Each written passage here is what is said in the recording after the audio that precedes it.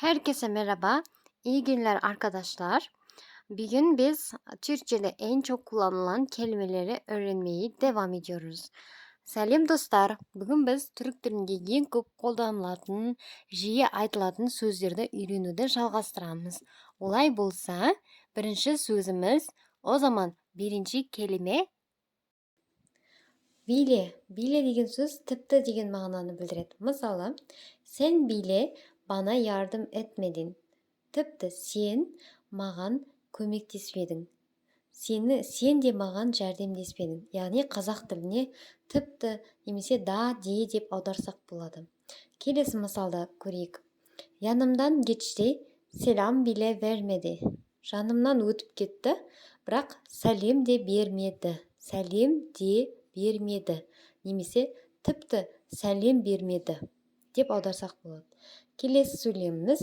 Bence sana çiçek bile almaz. Меніңше, саған гүл де бермейді. Тіпті гүлді де бермейді деген мағынаны білдіреді.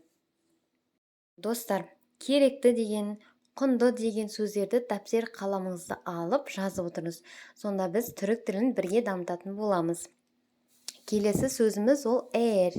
Әр деген байқағаныңыздай мына жұмшақ ке деген әріп тұр, ол алдындағы дауысты дыбысты созу үшін қолданылады. Мысалы, әр деп айтасыз. Әр de ne kadar bana değerli olduğunu bir bilsen. Егерде ne kadar қаншалықты bana маған değerli қымбат olduğunu екеніңді bir bilsen, bir білсең. Егерде маған қаншалықты қымбат екеніңді бір білсең. Яғни бұл сөзде біз егер деген сөзді үйреніп жатырмыз. Яғни қазақ тіліндегі шартты райдың жасалу жолдарына сәйкес келеді екен. Егер және етістікке са, се жұрнақ жалғанады. Білсен, білсең, көрсең, сөйлесең деген секілді. Bir daha örnek, тағы бір мысалымыз. Eğer gelirsen bana haber ver. Егер келсең, маған хабар бер. Немесе маған айт. Егерде келіп жатсаң, маған айт. Üçüncü söylem. Eğer bana yalan söylersen affetmem. Егерде маған өтірік айтсаң, жалған сөз айтсаң, мен сені кешірмеймін. Affetmem бұл кешірмеймін деген сөз. Eğer meğer bilmiyorum. Бұл сөз егер meğer bilmiyorum деген ешқандай да егер деген сөз жоқ, тапсырма орындалсын деген секілді. Мысалы қазақ тілінде шай, пәй ішіп жатырмыз, бала, шаға немесе қалай дейміз, ат, мат деген секілді әр, мәр деп осылай түрікшеде де осылай жасалынады екен. Келесі сөзіміз gerçekten. Gerçekten бұл шынында, расында деп аударылады. Шынымен деп. Мысалы, gerçekten mi? Шынымен ба? Шынымен бе? Келесі сөйлеміміз. Димаш Құдайберген gerçekten bizim şehre geliyor mu? Димаш Құдайберген шынымен біздің қаламызға келе ме? Осындай мағынада. Оны gerçekten seviyorum. Оны расында сүйемін. Оны шынымен де жақсы көремін деп аудара аласыз. Gerçekten yoruldum. Егерде сіз шаршап кетсеңіз, gerçekten yoruldum деп айтасыз. Ол деген сөз шынымен шаршап кеттім деген мағынаны білдіреді екен. Достар, енді рахмет айтып үйренейікші түрік тілінде. Рахмет айтуды көп адам біледі. Teşekkür ederim. Teşekkür ederim. Teşekkürler. Бұл рахмет деген сөз. Мысалы, teşekkür ederim, iyiyim. Nasılsın? Teşekkür ederim, iyiyim. Рахмет, жағдайым жақсы деген секілді. Немесе teşekkürler деп айтсаңыз болады. Және де тағы бір жолы сау деп айту. Сау, рахмет. Сау олун, ол үлкен адамға сіз деп айтасыз. Егерде сіз деп айтқыңыз келсе, сау олун, рахмет деген сөз. Келесі, тамақ берген адамға, тамақ жасап берген адамға, немесе бір ісіңізді тындырып берген адамға әллеріне дерт бермесін деп айта аласыз. Қолдарыңа Құдай дерт бермесін деген сияқты.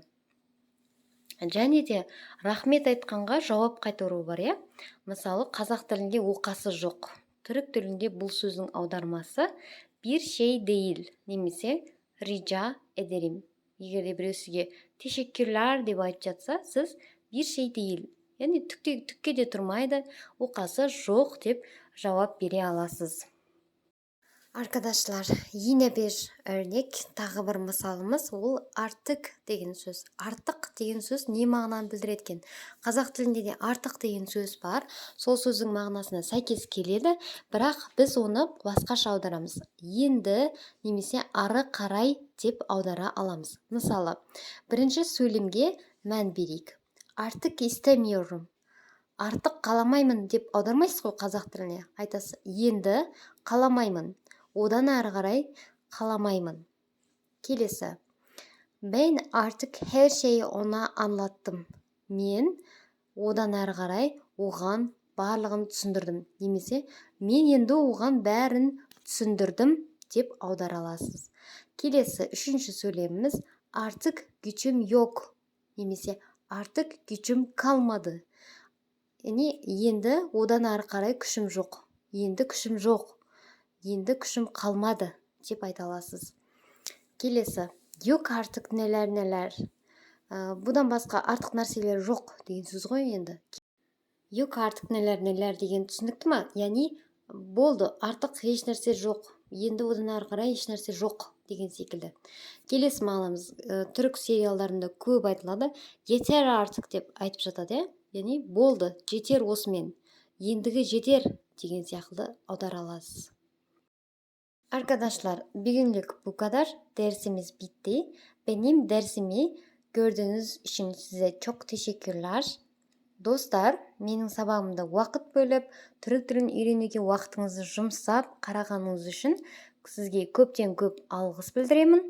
Ендеше, менің сабағым қызықты болып жатса, құнды ақпараттар алып жатсаңыз, Шолпан Асылбекқызы каналына төмендегі подписаться батырмасын басып, тіркеліп қойыңыз. Ұнап жатса лайк басыңыз, және де қандай да бір сұрақтарыңыз болса, комментарийде пікіріңізді қалдырып сұрақ қойсаңыз, мен соған жауап беруге қуанышты болар едім. Олай болса, келе сау болыңыздар, көріскенше. Görüşürüz.